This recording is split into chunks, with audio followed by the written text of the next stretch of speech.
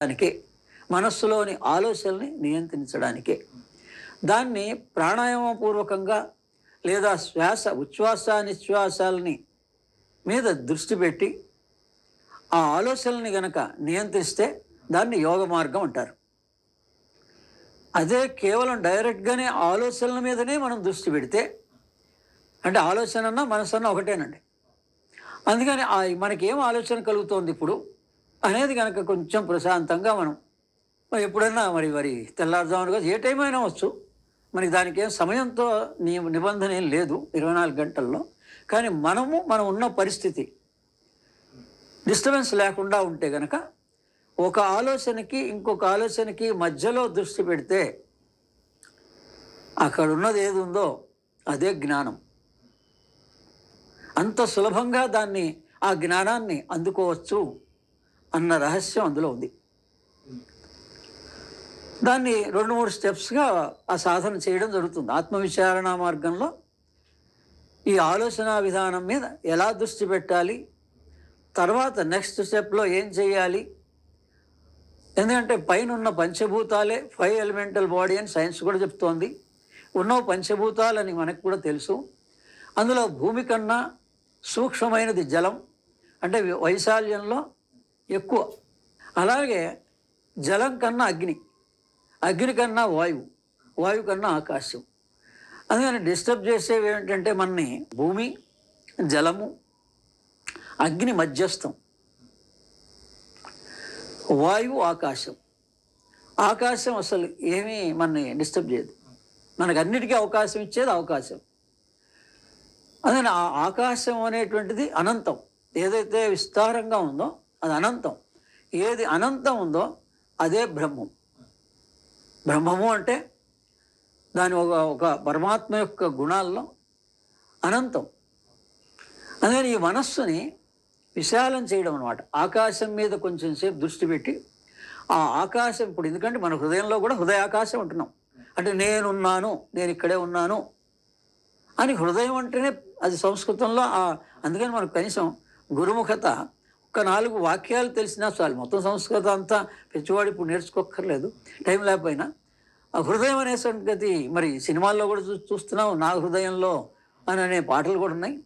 ఆ రకంగా హృదయం అంటే ఏంటి అసలు? హృత్ అయనం అంటే నేను ఇక్కడున్నాను అని పరమాత్మ చెప్తున్నాడు. అందుకని ఇది చాలా సులభం అండి.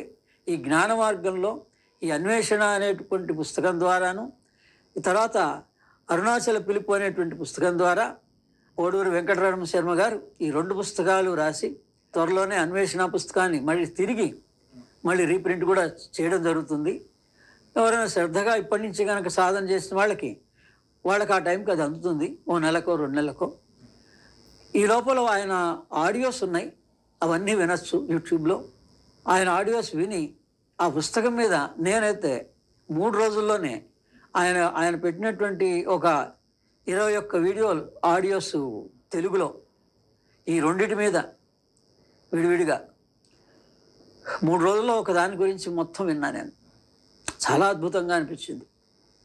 అందుకని ఆ పుస్తకం ఎలా అయినా సరే తీసుకోవాలని ఆ ఖమ్మం దాకా వెళ్ళి పరిశోధన చేసే దగ్గర నుంచి మొట్టమొదటి మనిషికి ఎంతోమంది పోతున్నారండి.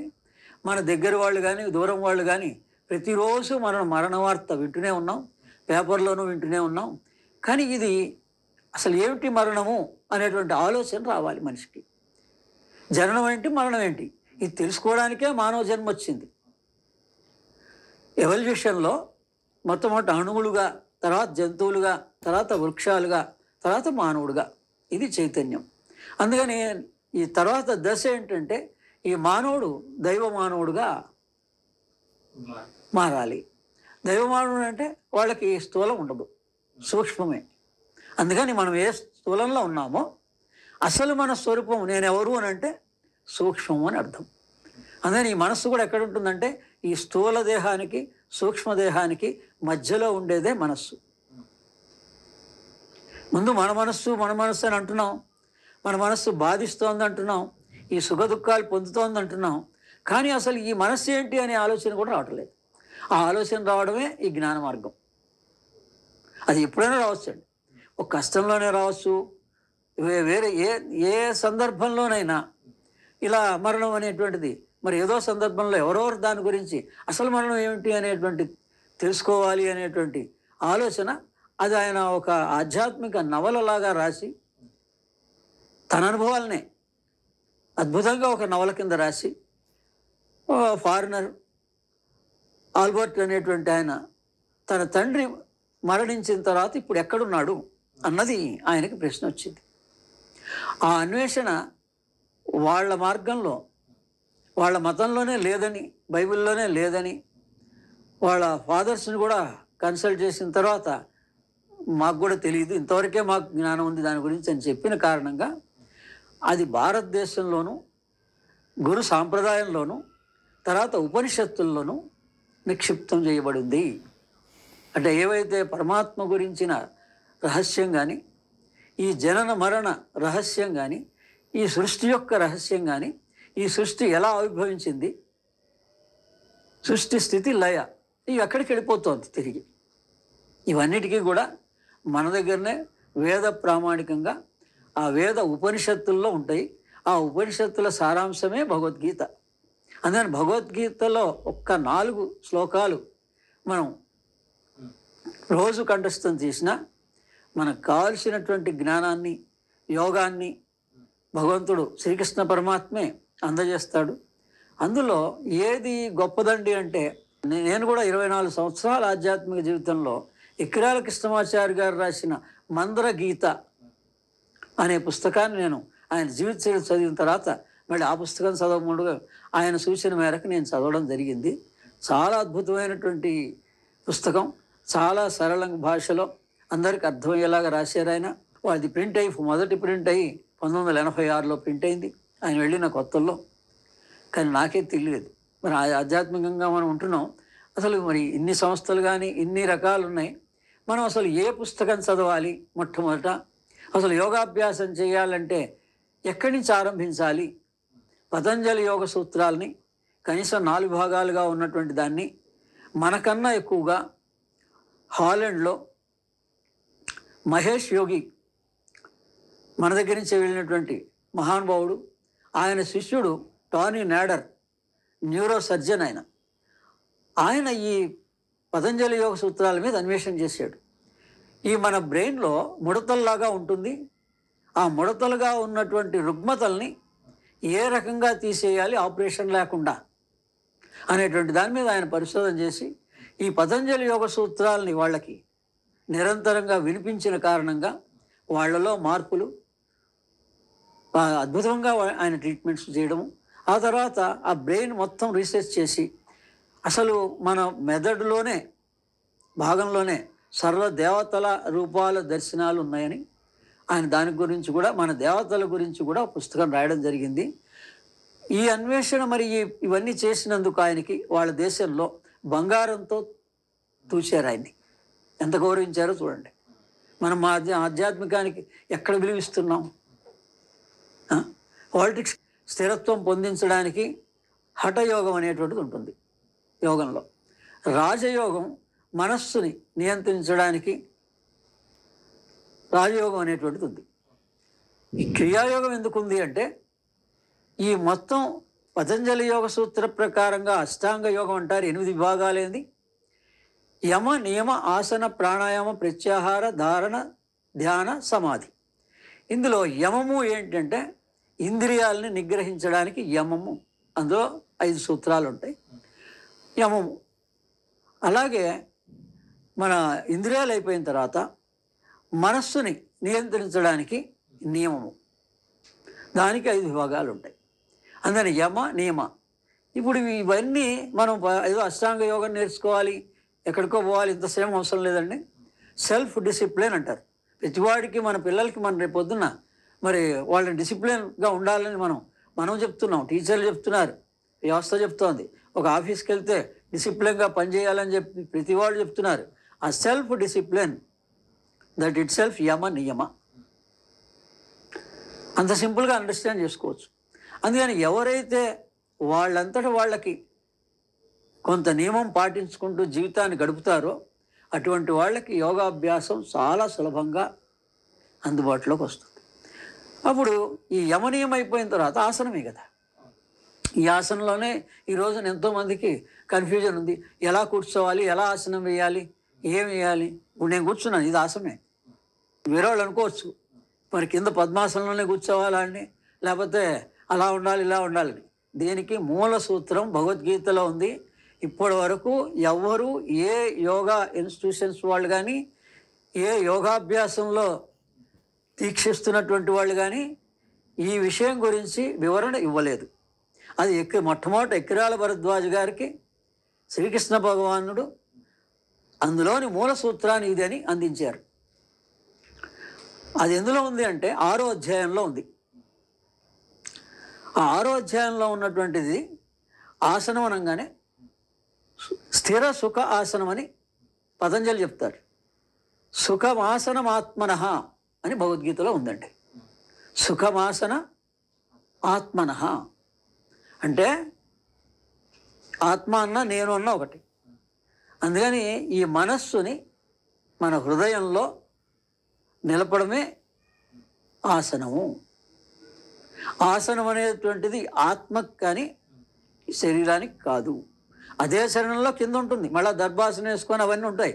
కానీ ఇది ఆత్మ ప్రబోధం. మన మైండ్ లెవెల్లలో 4 లెవెల్స్ ఉంటాయి. అది సామాన్య అర్థం 2వ లైన్లో ఇచ్చింది. ఇది మొట్టమొదటి లైన్లోనే అదే ఎక్కడైతే భగవద్గీతలో ఆసనం గురించినటువంటి డెఫినేషన్ ఇవ్వబడిందో అదే శ్లోకంలో మొదటి లైన్లోనే స్థిరమాసనం ఆత్మనః ఆ ఒక్క సూత్రం అయితే ఆసనం గురించి అదే మంత్రం అనుకొని మనం రోజు రిపీట్ చేస్తే మన మనస్సు కూడా ఆ నేను అనేటువంటి భావన దగ్గర కేంద్రీకృతం అవుతుంది. అది అసలైన ఆసనం. ఆసనం అంటే మామూలుగా ఏ ఆసనం అని అనుకుంటారు కాదు, మన మనసులో ఆత్మకి అది హఠయోగానికి సంబంధించినవి. ఇప్పుడు వాళ్ళు చెప్పినవన్నీ కరెక్టే, అది హఠయోగానికి సంబంధించినవి. ఇప్పుడు మీరు నిజంగానే యోగాభ్యాసం చెయ్యాలి అనుకున్నప్పుడు సెల్ఫ్ డిసిప్లిన్తో ఉండాలి. నెక్స్ట్ ఇమీడియట్గా స్థిరమాసనం ఆత్మనః భగవద్గీతలోని 6వ అధ్యాయమే ధ్యాన యోగం. ధ్యానం చేసే వాళ్ళందరూ 6వ అధ్యాయం ఒక్కదాన్ని కాన్సన్ట్రేట్ చేస్తే అందులో మళ్ళీ అన్ని శ్లోకాలు కూడా అక్కర్లేదు, కనీసం ఒక 5-6 శ్లోకాలు 6వ అధ్యాయం కాబట్టి 6 శ్లోకాలని మనం యోగ సంబంధమైనవి ఏ ఉన్నాయని గురుముఖత తీసుకొని గురుముఖత అర్థాన్ని చెప్పించుకుంటే అప్పుడు అభ్యాసం కొనసాగుతుంది. చాలా సులభం. అదేమిటంటే శ్వాసకి ఉచ్ఛ్వాసకి నిశ్వాసకి మధ్యలో. అందుకని ఇప్పుడు ఆసనం గురించి అయిపోయింది, వెంటనే ప్రాణాయామం. ప్రాణాయామం గురించి కూడా తస్మిన్ శ్వాస ప్రశ్వాసయోర్ గతి విచ్ఛేద ప్రాణాయామ అని పతంజలి చెప్పడం జరిగింది. అంటే ఈ మన ఉచ్ఛ్వాస నిశ్వాసాల గతి విచ్ఛేదనం చెందడం. అంటే మనం తల్లి గర్భంలో ఉన్నప్పుడు ఈ ఉచ్ఛ్వాస నిశ్వాసాలు లేవు. మరి ఎలా ప్రాణం అందింది? అన్ని అవయవాలు ఎలా వృద్ధి చెందాయి? సుషుమ్నా నాడి ద్వారా జరిగినాయి.